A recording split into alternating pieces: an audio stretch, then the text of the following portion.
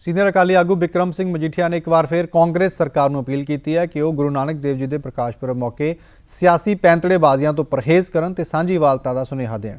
उन्हां नाल खास गलबात की है साडे पत्रकार रवि बख्श सिंह अर्शी ने। ਲੱਖਾਂ ਨਾਨਕ ਨਾਮ ਲੇਵਾ ਸੰਗਤਾਂ ਦੀ ਅਰਦਾਸਾਂ ਨੂੰ ਬੂਰ ਪੈ ਗਿਆ ਹੈ ਤੇ ਉਹ ਤਰੀਕ ਨਿਰਧਾਰਿਤ ਕਰ ਦਿੱਤੀ ਗਈ ਹੈ 9 ਨਵੰਬਰ ਜਦੋਂ ਕਰਤਾਰਪੁਰ ਕੋਰੀਡੋਰ ਖੁੱਲ੍ਹਣਾ ਹੈ ਤੇ ਇਸ ਨੂੰ ਲੈ ਕੇ ਪੂਰੇ ਪੁਖਤਾ ਜਿਹੜੇ ਨੇ ਪ੍ਰਬੰਧ ਕੀਤੇ ਜਾ ਰਹੇ ਨੇ। ਪ੍ਰਧਾਨ ਮੰਤਰੀ ਨਰਿੰਦਰ ਮੋਦੀ ਵੱਲੋਂ 9 ਤਰੀਕ ਨੂੰ ਆ ਕੇ ਕਰਤਾਰਪੁਰ ਕੋਰੀਡੋਰ ਦੇ ਉਦਘਾਟਨ ਕੀਤਾ ਜਾਣਾ ਹੈ। ਉਸ ਤੋਂ ਬਾਅਦ ਪਹਿਲਾ ਜਥਾ ਜੋ ਹੈ ਪਾਕਿਸਤਾਨ ਰਵਾਨਾ ਹੋਣਾ ਹੈ। ਉਸ ਦਾ ਗੁਰੂ ਧਾਮਾਂ ਦੇ ਖੁੱਲ੍ਹੇ ਦਰਸ਼ਨ ਦਿਦਾਰਿਆਂ ਲਈ ਮੇਰੇ ਨਾਲ ਇੱਥੇ ਮੌਜੂਦ ਨੇ ਸੀਨੀਅਰ ਅਕਾਲੀ ਆਗੂ ਬਿਕਰਮ ਸਿੰਘ ਮਜੀਠੀਆ ਜੋ ਕਿ ਅੱਜ ਸਾਰੇ ਫੰਕਸ਼ਨ ਜੋ ਉੱਥੇ ਹੋਣਾ ਹੈ ਉਸ ਦੀ ਦੇਖ ਰੇਖ ਜਿਹੜੀ ਹੈ ਉਹ ਦੇਖ ਕੇ ਆਏ ਨੇ। ਸਰ ਕਿੱਥੋਂ ਤੱਕ ਇੰਤਜ਼ਾਮ ਜੋ ਪਹੁੰਚ ਚੁੱਕਾ ਹੈ ਪ੍ਰਧਾਨ ਮੰਤਰੀ ਦੀ ਫੇਰੀ ਨੂੰ ਲੈ ਕੇ ਤੇ ਬਾਕੀ ਜਿਹੜੀ ICP ਦੇ ਜੋ ਵੀ ਉੱਥੇ ਫੰਕਸ਼ਨਸ ਹੋਣੇ?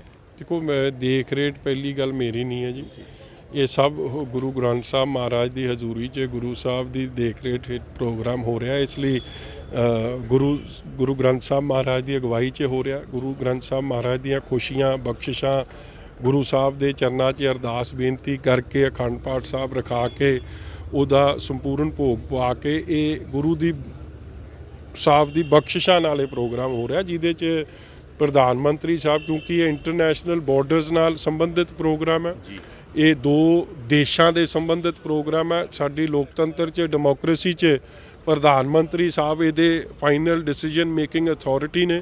ਸੋ ਜਿੱਥੇ ਗੁਰੂ ਗ੍ਰੰਥ ਸਾਹਿਬ ਮਹਾਰਾਜ ਦੀ ਅਗਵਾਈ ਹੇਠ ਉੱਥੇ ਹੀ ਪ੍ਰਧਾਨ ਮੰਤਰੀ ਸਾਹਿਬ ਵੀ ਇੱਕ ਨਿਮਾਣੇ ਸ਼ਰਧਾਲੂ ਵਜੋਂ ਉਹਨਾਂ ਨੇ ਨਤਮਸਤਕ ਹੋ ਕੇ ਗੁਰੂ ਦੀਆਂ ਬਖਸ਼ਿਸ਼ਾਂ ਖੁਸ਼ੀਆਂ ਲੈ ਕੇ ਫਿਰ ਆਪ ਦਾ ਸੰਦੇਸ਼ ਦੇ ਕੇ ਇਹ ਲਾਂਘਾ ਖੋਲ੍ਹਿਆ ਜਾ ਰਿਹਾ। ਕਿਸ ਤਰ੍ਹਾਂ ਲੜੀਵਾਰ ਪ੍ਰੋਗਰਾਮ ਹੋਣਗੇ? ਪਹਿਲਾਂ ਕੀ ਇੱਥੇ ਜਿਹੜਾ ਸ਼ਿਕਾਰ ਮਾਛੀਆਂ ਜਿਹੜੀ ਬਣਾਈ ਜਗ੍ਹਾ ਉੱਥੇ ਹੋਏਗਾ ਕਿ ਜਾਂ ਸ਼ਿਕਾਰ ਮਾਛੀਆਂ ਪ੍ਰੋਗਰਾਮ ਹੈ ਜੀ BSF ਦੀ ਕੈਂਪਸ 'ਚ, ਕਿਉਂਕਿ ਸਿਕਿਉਰਿਟੀ ਪੁਆਇੰਟ ਆਫ ਵਿਊ ਨਾਲ ਜੋ ਉਹਨਾਂ ਨੂੰ best site C government of India ਨੇ ਤੇ ਇੰਟੈਲੀਜੈਂਸ ਏਜੰਸੀਜ਼ ਨੇ ਜੋ ਜਗ੍ਹਾ ਸਿਲੈਕਟ ਕੀਤੀ ਉਹ ਸ਼ਿਕਾਰ ਮਾਛੀਆਂ BSF ਦਾ ਕੰਪਲੈਕਸ।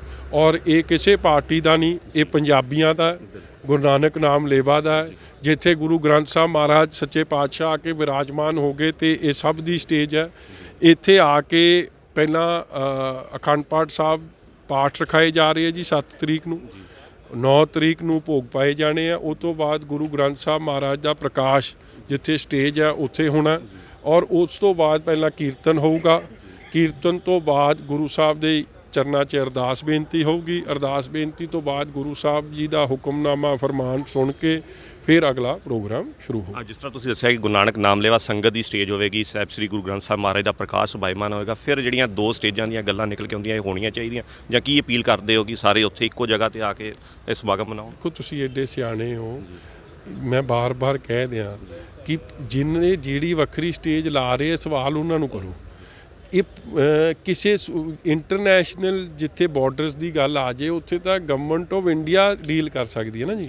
ਸੋ ਇਹ ਲਾਂਘਾ ਜੇ ਖੁੱਲ੍ਹ ਰਿਹਾ ਇਹ ਦੋ ਸਰਕਾਰਾਂ ਗੁਰੂ ਸਾਹਿਬ ਦੀ ਬਖਸ਼ਿਸ਼, ਧੰਨ ਧੰਨ ਸਾਹਿਬ ਸ੍ਰੀ ਗੁਰੂ ਗ੍ਰੰਥ ਸਾਹਿਬ ਮਹਾਰਾਜ ਦੀ ਬਖਸ਼ਿਸ਼, ਧੰਨ ਧੰਨ ਗੁਰੂ ਨਾਨਕ ਸਾਹਿਬ ਮਹਾਰਾਜ ਦੀ ਬਖਸ਼ਿਸ਼ ਕਿ ਦੋਵੇਂ ਸਰਕਾਰਾਂ ਨੂੰ ਪ੍ਰੇਰਿਤ ਕੀਤਾ, ਚਾਹੇ ਉਹ ਪਾਕਿਸਤਾਨ ਦੀ ਸੀ ਚਾਹੇ ਉਹ ਸਾਡੇ ਦੇਸ਼ ਦੀ ਸੀ।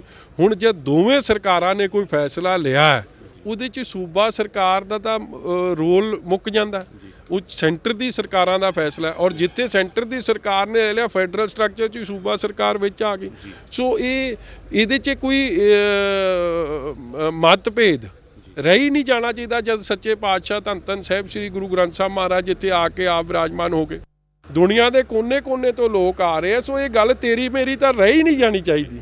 ਇਹ ਤੁਸੀਂ ਸੁਣਿਆ ਇਹ ਸਨ ਬਿਕਰਮ ਸਿੰਘ ਮਜੀਠੀਆ ਜਿਨ੍ਹਾਂ ਨੇ ਦੱਸਿਆ ਹੈ ਕਿ ਇਹ ਗੁਰੂ ਨਾਨਕ ਨਾਮ ਲੇਵਾ ਸੰਗਤ ਦਾ ਜੋ ਹੈ ਉਹ ਪ੍ਰੋਗਰਾਮ ਹੈ ਤੇ ਗੁਰੂ ਗ੍ਰੰਥ ਸਾਹਿਬ ਮਹਾਰਾਜ ਦੀ ਹਜ਼ੂਰੀ ਦੇ ਵਿੱਚ ਜਿਹੜਾ ਇਹ ਸਾਰਾ ਪ੍ਰੋਗਰਾਮ ਹੋਣਾ ਹੈ। ਤੇ ਨਾਲ ਹੀ ਉਹਨਾਂ ਨੇ ਅਪੀਲ ਕੀਤੀ ਹੈ ਕਿ ਇੱਥੇ ਦੋ ਵਾਰੀ ਤੇਰੇ ਮੇਰੇ ਵਾਲੀ ਕੋਈ ਗੱਲ ਨਹੀਂ, ਸਾਰੇ ਹੀ ਇਕਜੁੱਟ ਹੋ ਕੇ ਇੱਕ ਜਗ੍ਹਾ 'ਤੇ ਆ ਕੇ ਹੀ ਸਾਰੇ ਸਮਾਗਮ ਦੇ ਵਿੱਚ ਜੋ ਹੈ ਸ਼ਮੂਲੀਅਤ ਕਰਨ ਅਤੇ ਮਹਾਰਾਜ ਦੀਆਂ ਉਹ ਜਿਹੜੀਆਂ ਖੁਸ਼ੀਆਂ ਲੈਣ ਵਾਸਤੇ ਸੰਗਤਾਂ ਇੱਥੇ ਦੇਰਾਂ ਤੋਂ ਉਡੀਕ ਰਹੀਆਂ ਸਨ ਉਹ ਪ੍ਰਾਪਤ ਕਰਨ। ਕੈਮਰਾ ਪਰਸਨ ਪ੍ਰੀਤ ਦੇ ਨਾਲ ਰਵੀ ਬਖਸ਼ ਸਿੰਘ PTC ਨਿਊਜ਼ ਬਟਾਲਾ।